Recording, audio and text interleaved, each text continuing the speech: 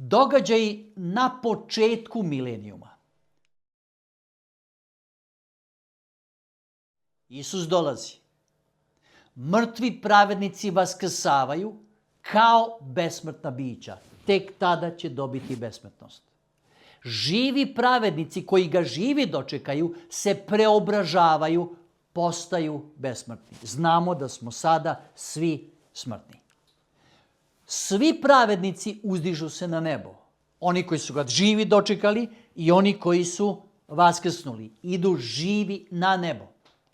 Nepokajani grešnici bivaju uništeni slavom Hristovog dolaska. Ne mogu da podnesu tu slavu Hristovog lika. Sotona je vezan. Zato sam stavio pod navodnice. Vi ne možete duhovno biće zaključati u ćeliju ili mu staviti lisice na ruke. Vezan je okolnostima jer nema koga da vara. Spaseni su otišli gore na nebo.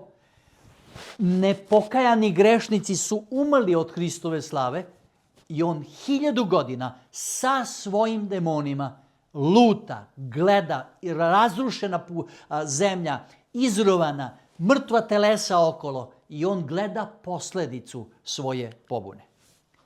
U toku milenijuma, u toku tih 1000 godina, na nebu je jagnjetova svadba. Spaseni se raduju o spasenju koji su dobili. Spaseni učestvuju u suđenju. U stvari, oni imaju pravo da provere zašto je neko koga su oni mislili da treba da bude tu, a njega nema. Ili zašto je neko tu, a oni su mislili da taj nije zaslužio. Bog će dozvoliti pristup tim nebeskim knjigama da se vidi zašto je Bog nekoga, nažalost, zadržao, a nekoga primio. Na zemlji, zemlja je u haotičnom stanju i nepokajani grešnici su mrtvi, što smo već kazali. Događaji na kraju milenijuma, kako završava taj milenijum, nepokajani grešnici vaskrsavaju, Sotona je oslobođen, sada ima koga da vara jer su tu nepokajani grešnici svih vremena, svih vekova od kako je zemlje i Sotona ponovo deluje. Sveti grad silazi sa neba.